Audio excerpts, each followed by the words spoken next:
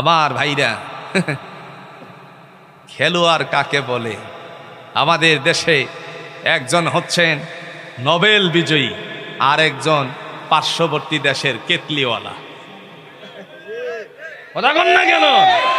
কেতলিওয়ালা চলে গেছে আমার দেশ নিয়ে ষড়যন্ত্র করতে মিস্টার ট্রাম্পের কাছে, আমেরিকার প্রেসিডেন্টের কাছে যাওয়ার পর এই কেতলিওয়ালা একদিক দিয়ে গেছে বিচার দিতে, আর নোবেলওয়ালা ঠাস করে দেখা গেল এই নিরাপত্তা কর্মী, এরপরে আপনার যে সমস্ত ইন্টারন্যাশনাল আল জাজিরার সেই সাংবাদিক সহ মানবাধিকারের কর্মীরা সহ আমার দেশের 32 নম্বরের আয়না ঘর সহ অন্যান্য জিনিস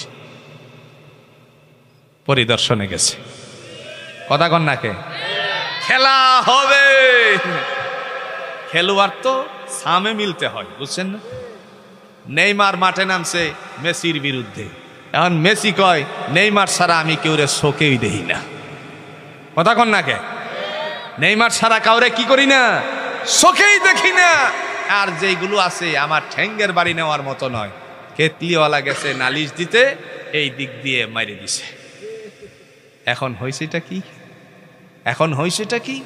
গোটা বিশ্বের মধ্যে স্বৈরা শাসক বলে, একেবারে নোংরা শাসক বলে আখ্যায়িত হয়ে গেছে।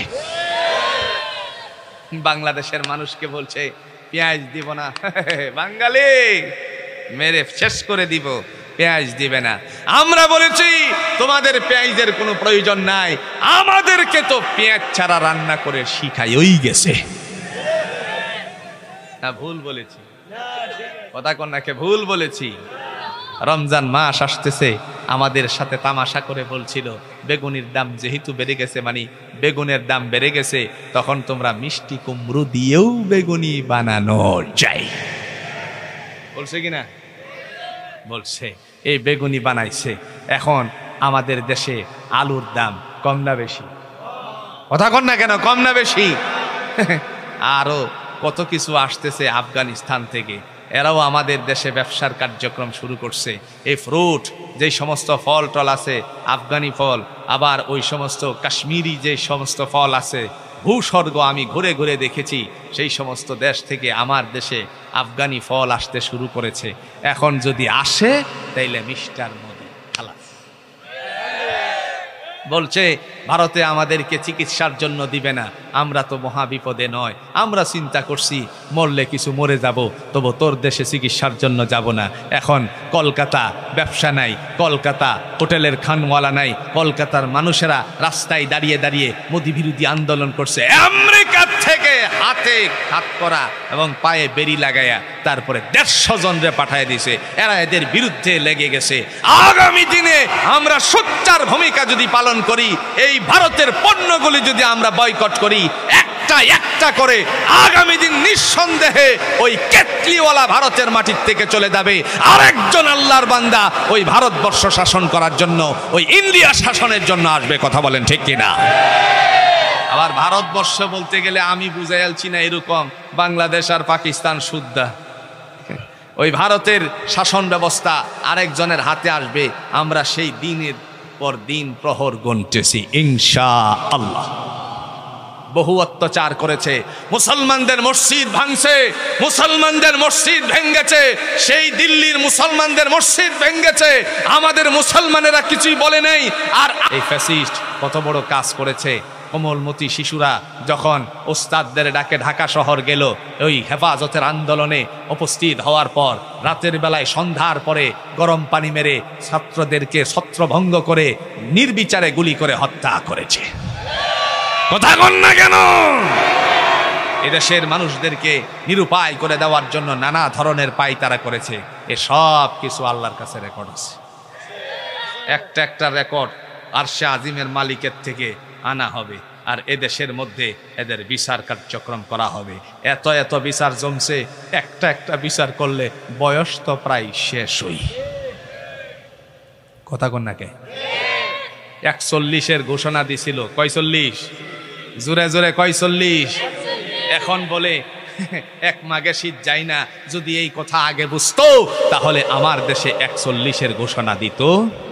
ক্ষমতা কার? তাবারাকাল্লাযী বিয়াদিহিল মুলক ওয়া হুয়া আলা কুল্লি শাইইন কাদির। তিনিই হলেন বরকতময় রব, যার হাতে ক্ষমতা, তিনি হচ্ছেন আমাদের মালিক। রব্বি আল্লাহ, আমারও আল্লাহ, আপনাদের আল্লাহ, পৃথিবীর সমস্ত মানুষের আল্লাহ। জোরে বলুন কে? আমার ভাইরা, এমত অবস্থায় মুসলমান আল্লাহর বান্দা মুহাদ্দিস সাহেব বললেন, আমার কাছে কিছু খাওন আছে। তিনি বললেন, তোমার খাওন আমি দিনের বেলায় গ্রহণ করতে পারি না, কারণ আমি রোজা রেখেছি। আল্লাহর বান্দা ডেকে বললেন, কোরআন থেকে তারে কেমনে দূরে সরানো যায়? ও আল্লাহর বান্দি, আপনার বাড়ি কোথায় বলুন, কারণ আপনাদের এই বাবুগঞ্জ। জোরে বলুন তো, বরিশাল এটা কি কোরআনে আছে নাকি? কথা কোন? কোরআনে তো বরিশালের নাম নাই, বাবুগঞ্জের নাম নাই, কিশোরগঞ্জের নাম নাই। তখন চিন্তা করলো, এখন তোমার মাতৃভাষায় কথা বের করে ছাড়বো। এই চিন্তা করে বলল, আপনার বাড়ি কোথায়? মুহূর্তের মধ্যে কোরআন থেকে জবাব দিয়ে বলছে, সুবহানাল্লাযী আসরা বিআবদিহি লাইলাম মিনাল মাসজিদিল হারামি ইলাল মাসজিদিল আকসা। মহামান্বিত তিনি হলেন সত্তা, যিনি তার বান্দাকে মসজিদে হারাম থেকে মসজিদে আকসা পর্যন্ত রাতের বেলায় ভ্রমণ করিয়েছিলেন। তিনি বুঝাতে চাইছেন, আল্লাহর বান্দা শুনো, আমি এই মুহূর্তে আছি মসজিদে হারামে। কোথায়? অর্থাৎ বাইতুল্লাহর মধ্যে আছি। আমার বাড়ি হলো জেরুজালেমে, মসজিদুল আকসার কাছে। এই কথা বলার পরে তিনি বললেন, আমি আপনাকে কি একটু সহযোগিতা করে বাড়ি পর্যন্ত পৌঁছাতে পারি নাকি? আল্লাহর বান্দি জবাবে বললেন, যদি তুমি কল্যাণকর কাজ করো, তার বিনিময়ে আমার আল্লাহ রাব্বুল আলামিন দান করবেন। কথা শোনার পরে তিনি একটা উট নিয়ে আসলেন, উটটাকে এনে বসালেন। মুহাদ্দিস সাহেব বসানোর পরে এবার দেখলেন চাদরের নিচ থেকে একজন আল্লাহর বান্দি বেরিয়ে আসছেন। কিন্তু যেই বেরিয়ে আসছে, এর বয়স সাধারণ বয়স নয়, প্রায় 80-র উপরে বয়স, 80-র ঊর্ধ্ব বয়সের একজন নারী। তিনি চোখের পানি ছেড়ে দিয়ে আল্লাহর কাছে বললেন, এত বয়সেও তোমার প্রেমে আসক্ত, কোরআন দ্বারা জবান তরুতাজা রাখছে, আল্লাহ নিঃসন্দেহে তোমার বান্দি তোমার কাছে প্রিয় হয়ে গেছে। আজ আমাদের মহিলাদের ঘনে ধরেছে ভাই। কেমন ঘনে ধরছে? রমজান মাস আসলে পরে অনেকেই কয়েক পতাম, আর রমজান মাস চলে পরে গেলে পরে দেখা যায় কোরআনের সাথে কোনো সম্পর্কই রাখে না। এরকম নারী আপনাদের এই বরিশালের বাবুগঞ্জে পাওয়া যাবে কি যাবে না? আমার অনেক বোনেরা এসেছেন। প্রিয় বোন আমার, আল্লাহর জন্য আপনাদেরকে আমরা ভালোবাসি।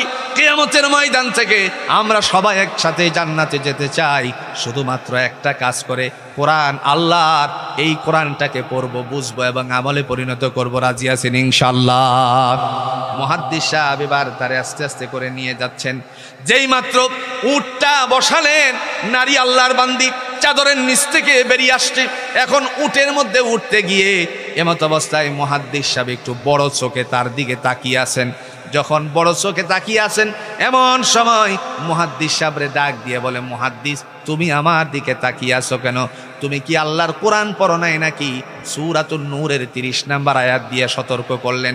আল্লাহ বললেন, কুল্লিল মুমিনিনা ইয়াগুদ্দু মিন আবসারিহিম, মুমিনদেরকে বলুন তারা যেন তাদের চক্ষুকে হেফাজত করে। তুমি কেন আমার দিকে ছায়া রইছো? তোমার চোখ অন্যদিকে ফিরাও, কারণ আল্লাহ আমাকে তোমাকে সতর্ক থাকার জন্য ঘোষণা দিয়েছেন। সুবহানাল্লাহ বলেন। আর এখনকার অবস্থা কি? মাফ করবেন যদি আমার কথায় ভুল হয়ে থাকে। মহিলা আল্লাহর বান্দি তিনি বললেন, মুহাদ্দিস, তুমি আল্লাহর কোরআন কি শোনো নাই, পড়ো নাই? আল্লাহ যে বলছেন মুমিনদেরকে বলুন তারা যেন তাদের চক্ষু হেফাজত করে, অন্যদিকে চোখ রাখতে। এখন নারী আর পুরুষ হয়েছি কি? নারীর ওড়নার দরকার আসিন, বুক ডাকার, সাইন সাইন কি ডাকার? এখন ওড়না হয়েছে গলা ডাকার। কথা কয় না রে? ওড়না কি হয়েছে? গলা ডাকার। সুতরাং এই জায়গায় হাবাইলু শায়াতিন কুবুলিহা ও দুবুরিহা, সামনে পিছনের দর উভয় সাইডে শয়তান কালী ঘুরতে আছে। যুবকের সামনে দিয়ে যায়, হ্যাঁ কয় ইফটিজিং এর আইন আছে। আগে তো ছেলেরা প্রমোস করত, কথা কন নাকি? আগেরা ছেলেরা প্রমোস করত, এখন মাশাআল্লাহ প্রায় 85% ছেলেরাই কয়, ধুর তগরে আমি প্রপোজ করার দরকার কি? হেরা এখন উল্টে গেছে, মেয়েরা এসে কর আই হেটু,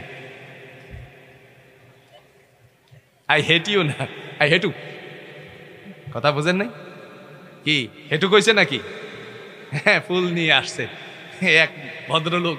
আমি একবার ইউটিউবে দেখলাম, এক ভদ্রলোক কিস্তি তুলতে গেছে। কি তুলতে গেছে? বাংলাদেশও কিস্তি আসেনি, এ সুদের ব্যবসা কিস্তি আসেনি, কিস্তি তুলতে গেছে।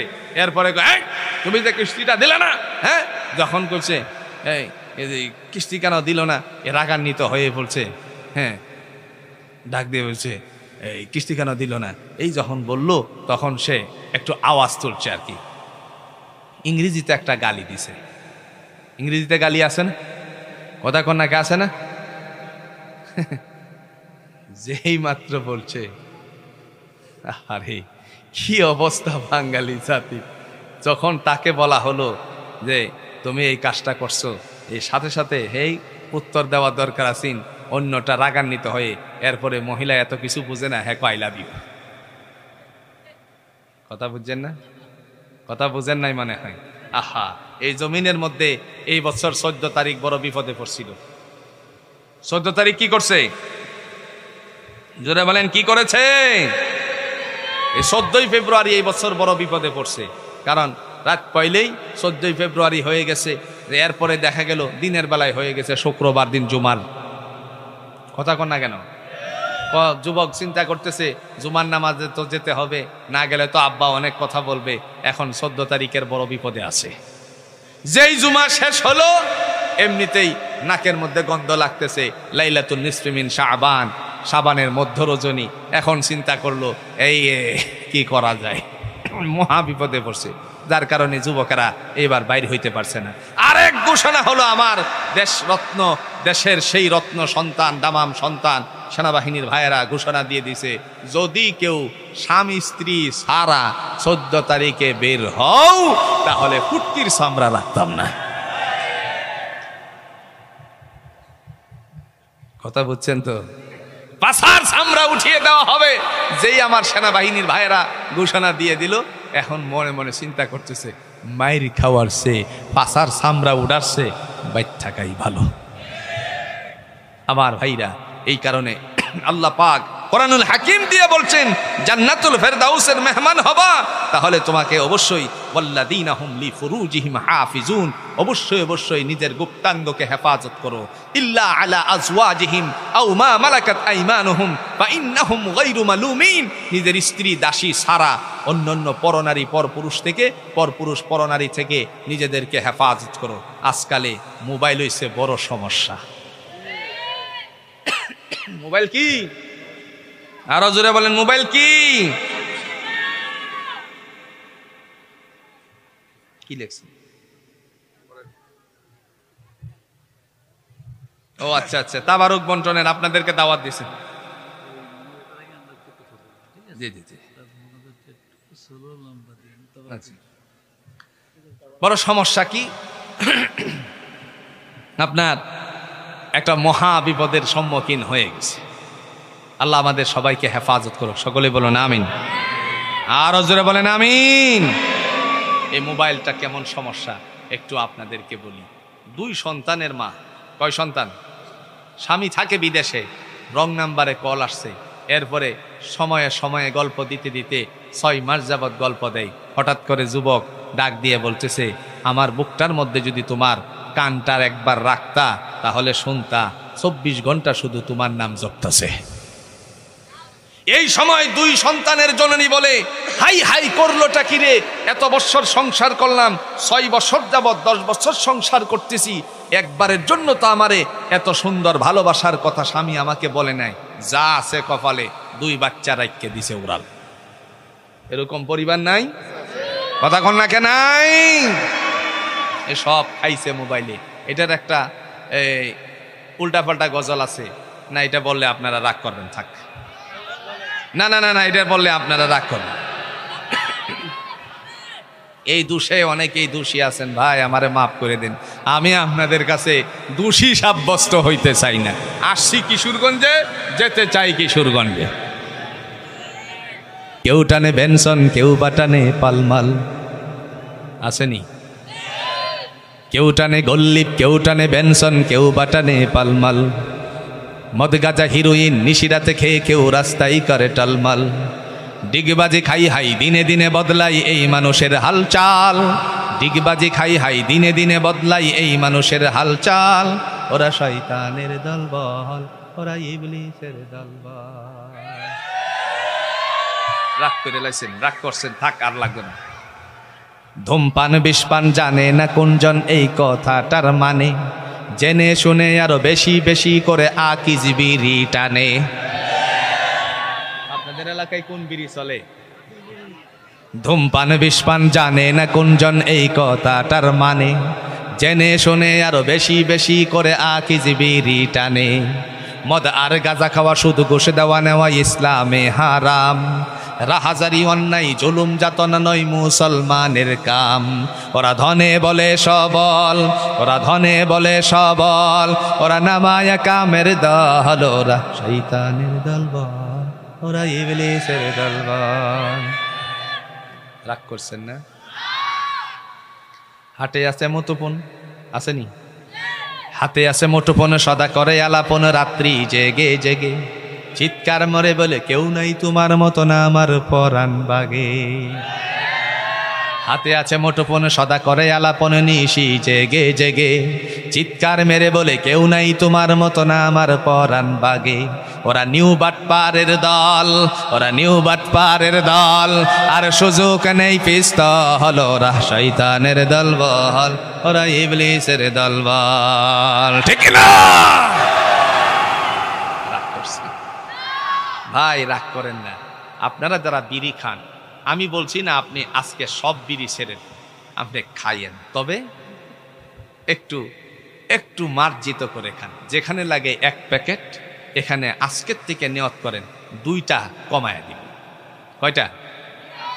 এরপরের দিন আরো 1টা কমিয়ে দিবেন, এরপরের দিন আরেকটা কমিয়ে দিবেন। কারণ আপনি যখন নামাজে যাবেন, আপনি যখন আসসালামু আলাইকুম ওয়া রাহমাতুল্লাহ, আপনার বিড়ির গন্ধের কারণে পাশের মানুষ এবং ফেরেশতা আসসালামু আলাইকুমের আগে মোটামুটি আপনাদের এই লঞ্চঘাট পার হয়ে গেছে।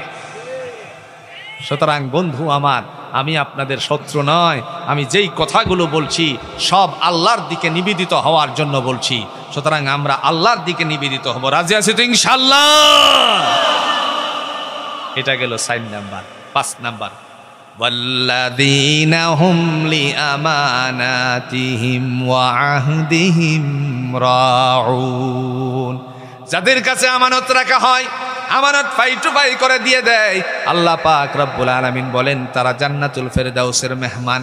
নবী মুহাম্মদ সাল্লাল্লাহু আলাইহি ওয়াসাল্লামের কাছে একজন ইহুদি 1 টুকরি খাজুর নিয়ে, খোরমা নিয়ে হাজির হলেন।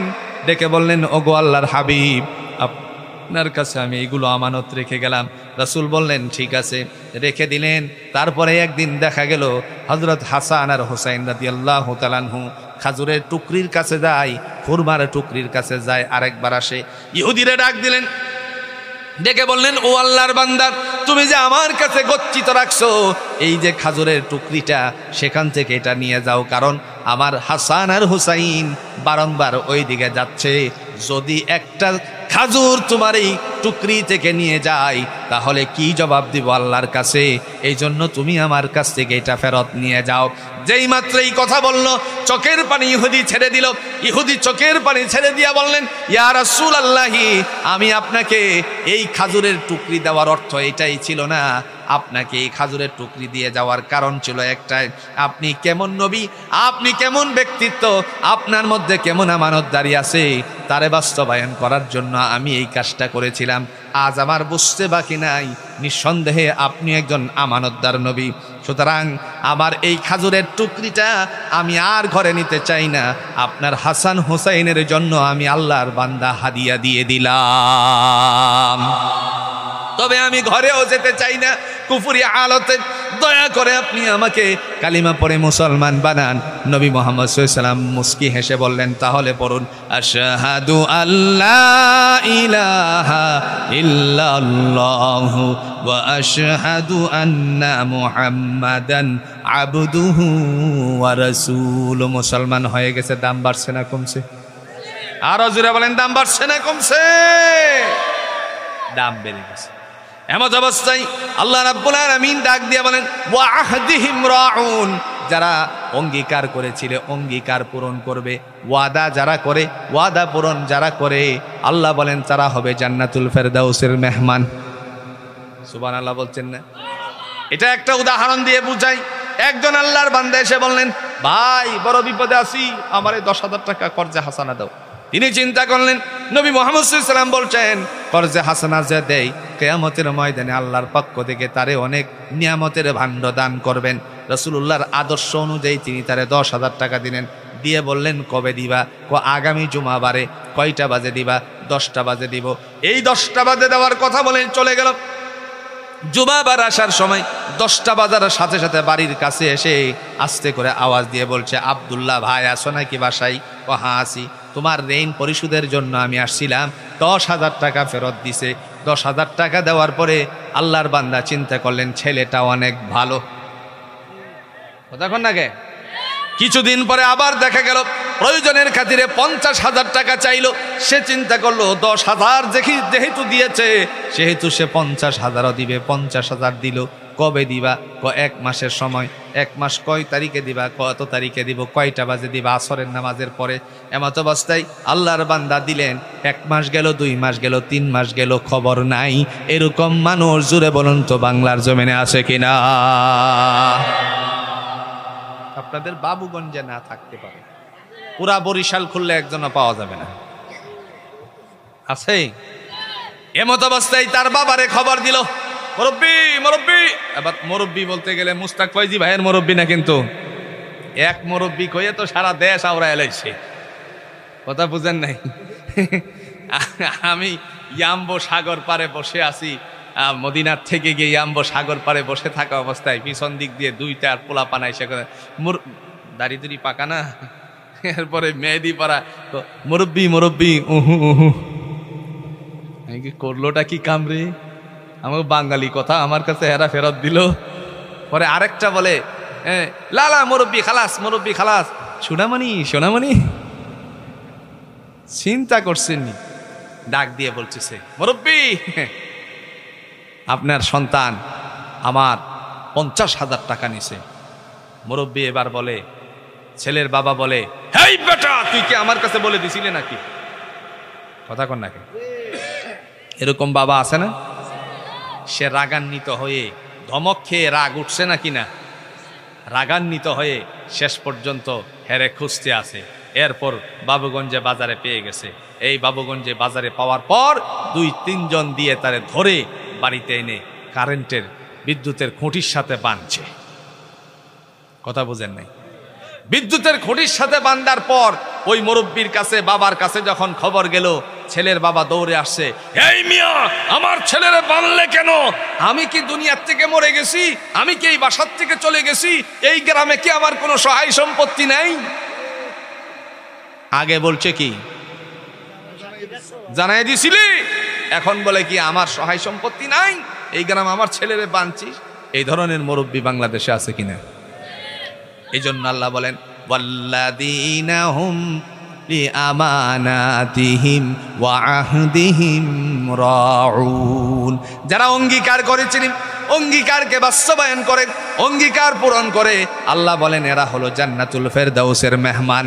7 নাম্বার কোরআনুল হাকিম দিয়ে আল্লাহ রাব্বুল আলামিন ডাক দিয়ে বলেন, শোনো রে বান্দা বান্দি, আমি আমার পক্ষ থেকে ঘোষণা দিলাম, ওয়াল্লাযীনা হুম, আল্লাহ বলেন ওই সমস্ত মানুষদেরকে ডাক দিয়ে বলছেন, তিনি বলেন ও জগৎবাসী শোনো, ওয়াল্লাযীনা হুম আলা সালাওয়াতিহিম ইউহাফিজুন।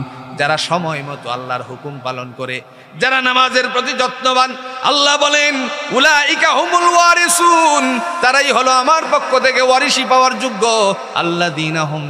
আল্লাযীনা ইয়ারিসুনাল ফিরদাউসা হুম ফিহা খালিদুন। এই ওয়ারিসিটার নাম হলো জান্নাতুল ফেরদাউস। আল্লাহ আমাদের সবাইকে জান্নাতুল ফেরদাউসের গুণগুলো অর্জন করে যাওয়ার তৌফিক দান করুক। আর একটু আস্তে কোন আমিন। 2.5 ঘন্টার তাফসীর। কয় ঘন্টা? জোরে কয় ঘন্টা? 2.5 ঘন্টার তাফসীর। মাথায় থাকতে পারে, নাও থাকতে পারে। এই 2.5 ঘন্টাকে কনভার্ট করা যায় 2 মিনিটে, যেটা মাথায় নিয়ে যাবেন। পারবেন না ইনশাল্লাহ? আল্লাহ বলেন জান্নাতুল ফেরদাউসের মেহমান হবে 7 গুণে গুণান্বিত যারা। কয় গুণ? 1 নাম্বার, আমার সাথে বলেন, 1 নাম্বার যারা বিনয়ের সহিত নামাজ আদায় করে।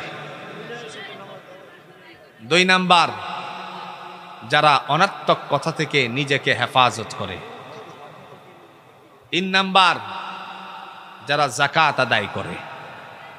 4 নাম্বার যারা দুনিয়ার জমিনের মধ্যে গুপ্তাঙ্গকে হেফাজত করে, পরপুরুষ পরনারী থেকে, পরনারী পরপুরুষ থেকে। 5 নাম্বার যারা আমানতের খেয়ানত না করে।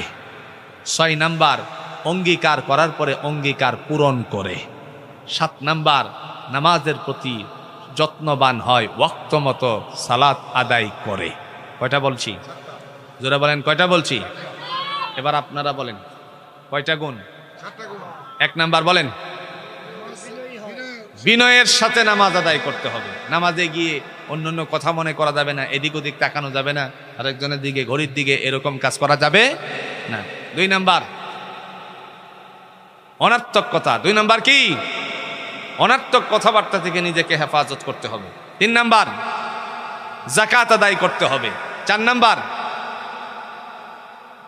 গুপ্তাঙ্গ হেফাজত করতে হবে, পরপুরুষ পরনারী, পরনারী পরপুরুষ থেকে।